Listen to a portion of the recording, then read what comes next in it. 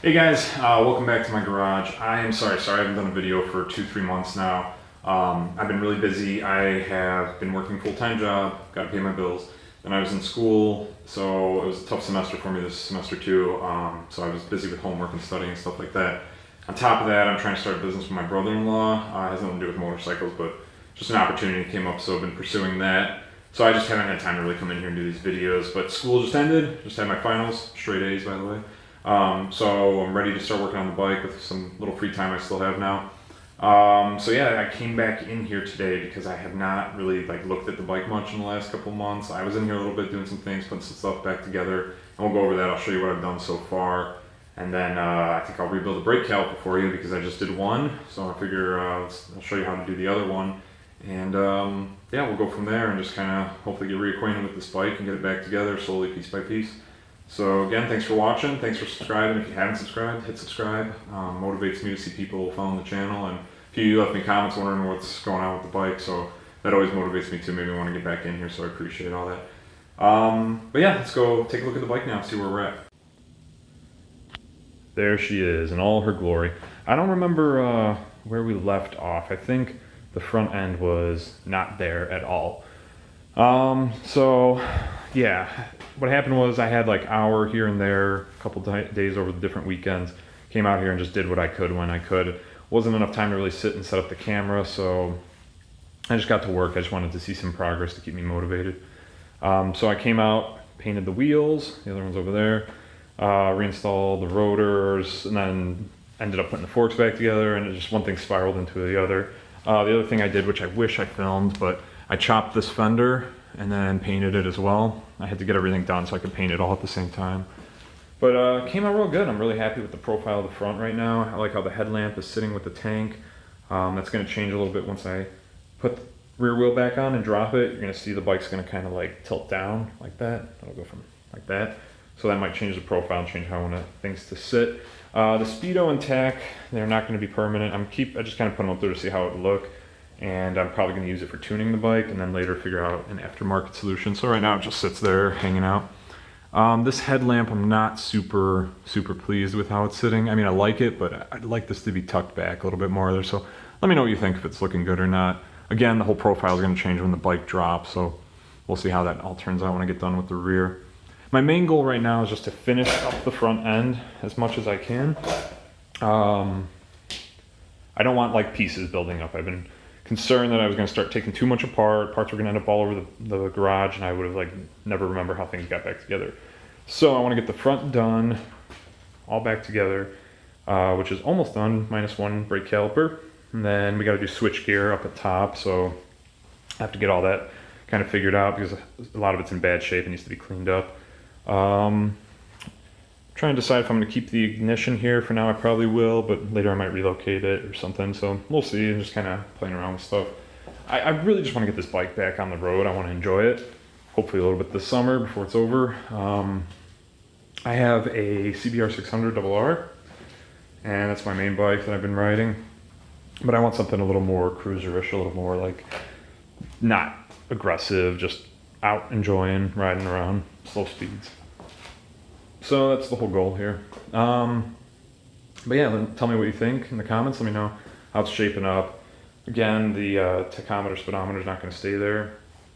But so far I'm really liking it. So yeah, just let me know what you think down in the comments below.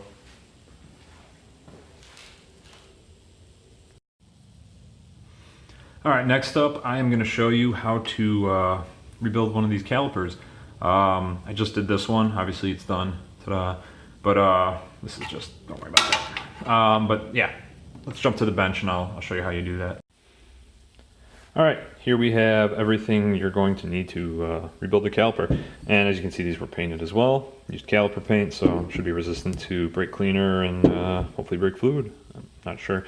Anyway, so these have been cleaned really well. I just sprayed them with brake cleaner, blew them out with a compressor so they're ready to accept new seals and be all done. So what you want to do is, I only have one hand, so I'm just kind of show you, and then we'll switch to time lapse. But in that little channel in there, that's where the seal is going to go.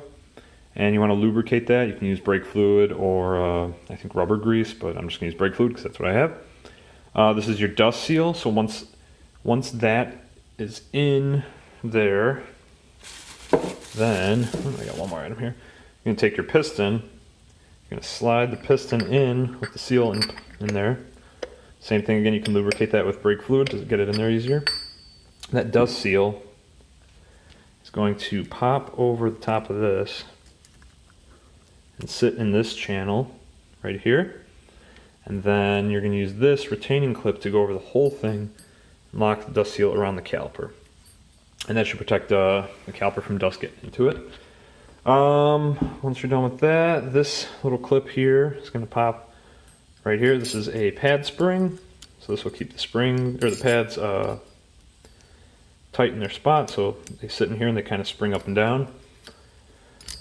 Once your pads are mounted in, this little, oh, not that one, this bolt right here slips in here.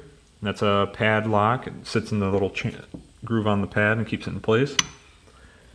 What else we got here? This is the mounting bracket. This will actually mount to the fork, and that's what the caliper then mounts to this. I didn't paint this because it sits, I'll show you over here. It sits behind, and you really can't see any scratches on it from too far, so I didn't feel the need to repaint it. It's actually in pretty decent shape. Just a few nicks from normal wear and tear. So again, that's how that's going to go. Pads obviously slide in here like so. Slides on these clips. What I'm going to do is use this disc brake caliper lube and lube up these shim plates here so that there's nice ability to slide up and down on here. As dirt and grime builds up, that'll help keep it from sliding. This is, where does this go again? Derp. This will slide in here with the rubber boot around it, and that is kind of like gives it a little bit of flexibility because that's where this mounts to the mounting bracket, and that gives it a little flexibility to play and move around as it needs to. So yeah, that's basically it. I mean, it's not too difficult to assemble one of these. If you have all the parts, you just kind of go and put it together. Oh yeah, there's also a bleed valve. So when you're bleeding the brakes, you have your bleed valve. This will screw in to the top here. It just goes like so.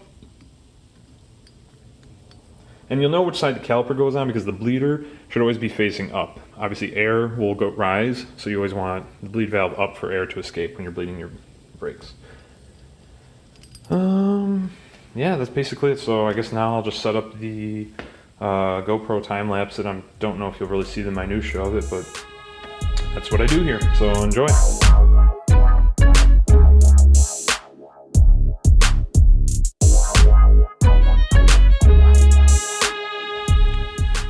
Alright, we're all done. Wasn't that easy? So this is kind of what your finished product should look like. So you can see that this bolt, this little pin in here kind of pops in here, and that boot's gonna hold it in place. This again is gonna be what mounts it, where you mount it to your mounting bracket, that bolt, or with that spot, and then this slips in there. And as you can see, that gives it a little bit of flexibility once it's all in there. Yeah. These two bolts are what's going to mount this to the forks. So you mount this to the forks, then you slip your pads in, then you put your caliper over, then you mount caliper to the bracket, and finally tighten that pin to lock your pads in place. And that's really it. This shim plate, I believe, goes caliper side. Hopefully I'm right about that. I know these were on the left side and the arrow points up. So that would mean that this one is on caliper side once it's on. So that's really it. So do a quick time lapse of me putting it on the fork and take.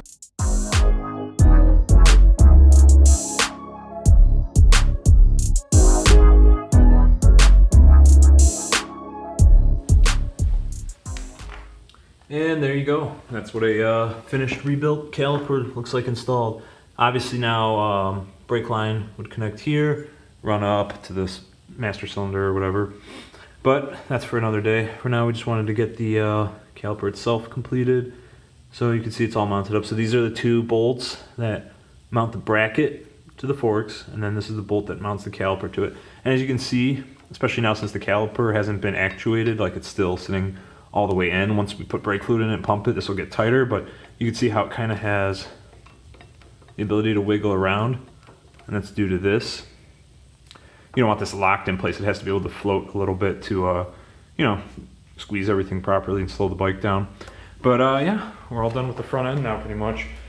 Again, next I gotta do the switch gear, clean that up, decide if I'm gonna do some aftermarket switches and stuff like that.